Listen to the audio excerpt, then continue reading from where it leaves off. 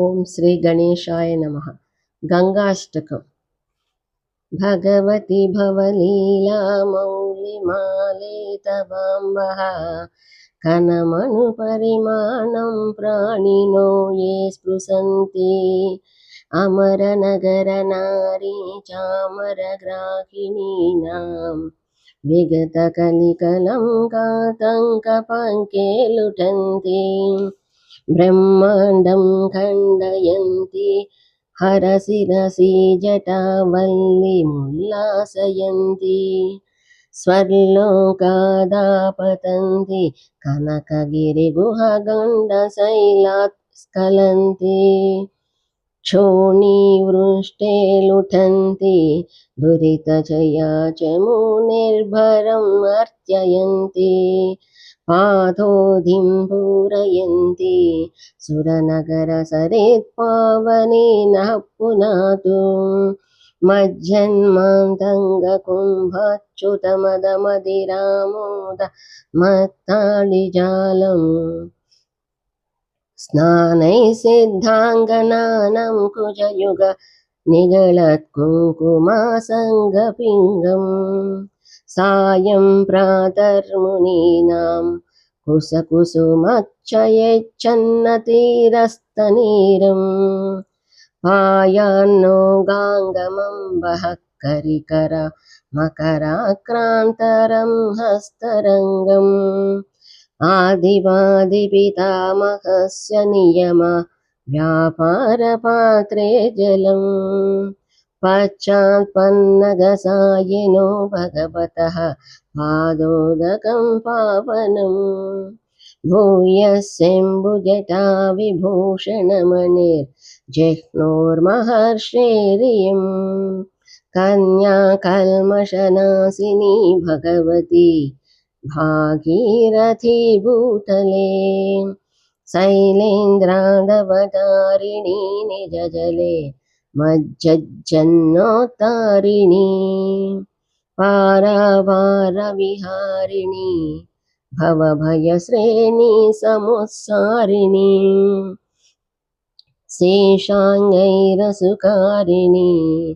हरशिरोवल्लिदलाकारिणी काशी प्रान्तविहारिणी विजयते गंगा मनोहारिणी कुतो मी चेर्विचिस्तव यदि गतालोचनपथं त्वमापिता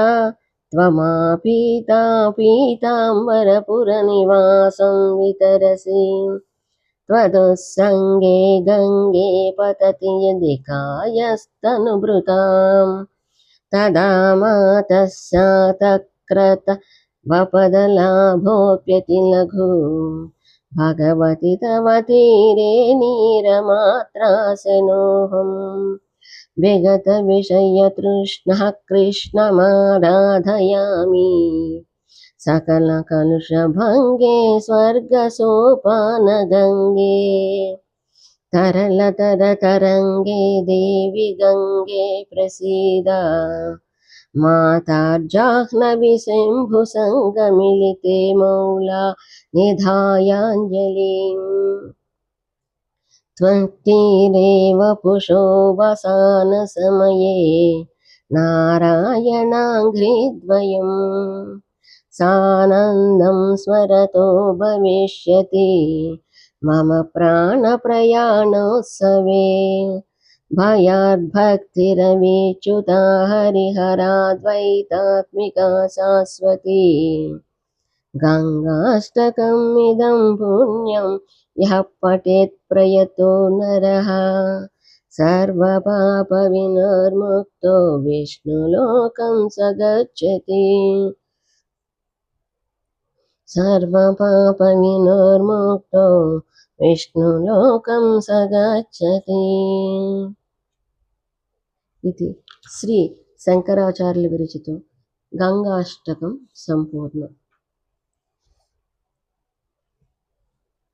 नर्मदाष्टकम्. सबिन्दु सिन्धु सुस्खलत्तरङ्गभङ्गरञ्जितं द्विषत्सु पापजातजातकारिवारि संयुतं कृतान्तदूतकालभूतभीतिहारिवर्मदे त्वदीयपादपङ्कजं नमामि देवि नर्मदे त्वदम्बुलीनदीनमीनदिव्यसम्प्रदायकम् कलौमलौघभारहारि सर्वतीर्थनायकम् सुमच्छकच्चनक्रचक्रवाकचक्रसर्मदे त्वदीयपादपङ्कजं नमामि देवि नर्मदे महागवीरनीरपूरपापधूतभूतलम् नमः समस्तपातकारिदारितापदाचलम्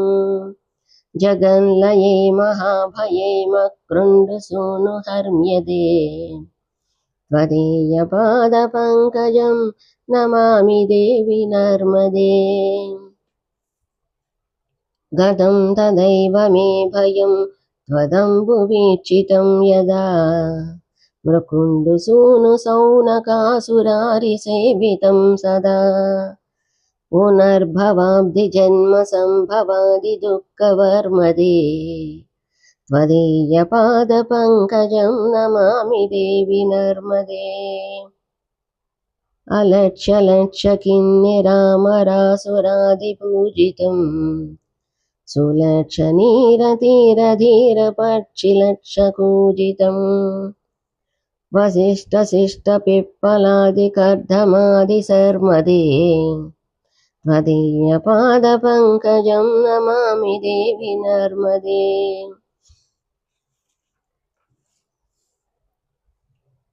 सनत्कुमारनाचिकेतकस्यपात्रिषट्पदैः नृतं स्वकीयमानसेषु नारदादिषट्पदैः रवीन्दुरन्तिदेवदेवराजकर्मसर्मदे त्वदीयपादपङ्कजं नमामि देवि नर्मदे अलक्ष्यलक्ष्यलक्ष्यपापलक्ष्यसारसायुधम् ततस्तु जीवजन्तुतन्तुभुक्तिमुक्तिदायकम् विरिञ्चि विष्णुशङ्करस्वकीयधामवर्मदे त्वदीयपादपङ्कजं नमामि देवि नर्मदे अहो मृतं स्वनं श्रुतं महीसकेशजातटे किरातसूतबाणवेषु पण्डिते सठे नठे दुरन्तपापतापहारि सर्वजन्तुसर्मदे त्वदीयपादपङ्कजं नमामि देवि नर्मदे इदं तु नर्मदाष्टकं त्रिकालमेव ये सदा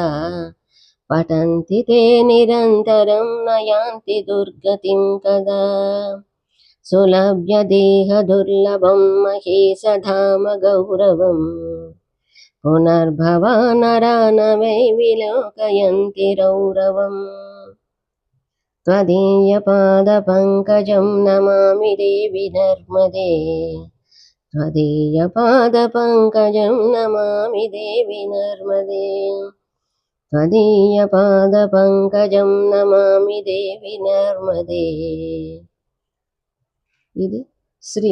శంకరాచార్యుల విరచిత నర్మదాష్టకం సంపూర్ణం. యమునాష్టకం. మురారికాయ కాళిమాలలామకారిధారిణి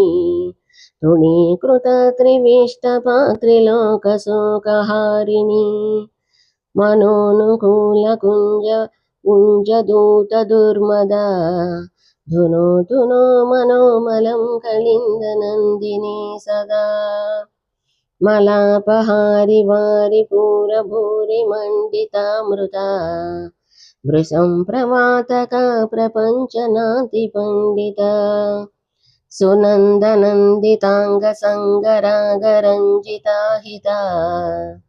ధునోతు నే మనోమలం కళిందనందిని సదా लसत्तरङ्गसङ्गधूतभूतजातपातक नवीनमाधुरी धुरिणी भक्तजातचातक तटान्तमासदासहंससंवृताह्विः कामदा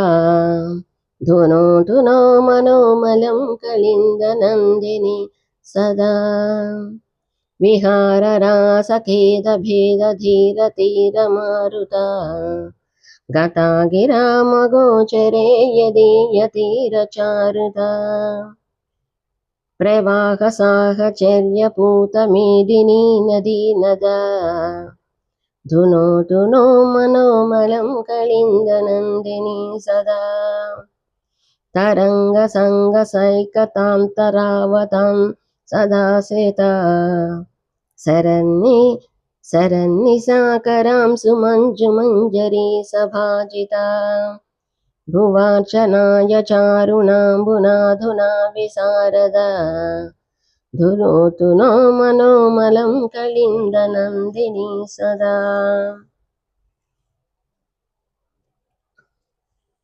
जालान्तकेलिचारिचारुराधिकां गरागिणी स्वभर्तुरन्यदुर्लभां गतां सभामिनी स्वभर्तुरन्यदुर्लभां गतां सभागिनी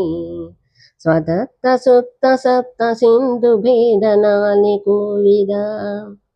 धुनोतु नो मनोमलं कलिन्दनन्दिनी सदा जलाच्युताच्युताङ्गरागपट्पटालिशालिनी जलाच्युताच्युताङ्गरागलम्पटालिशालिनी विलोलराधिका कचान्तचम्पकालिमालिनी सदा वगाहनावतीर्णभद्रभृत्य धुनोतु नो मनोमलं कलिन्दनन्दिनी सदा सदैव नन्दिकेलिसालिकुञ्जमञ्जुला तटोस्तपुल्लमल्लिका कदम्बरेणुसुज्ज्वला जलावगाहिनां नृणां भवाब्धिसिन्धुपारदा धुनोतु नो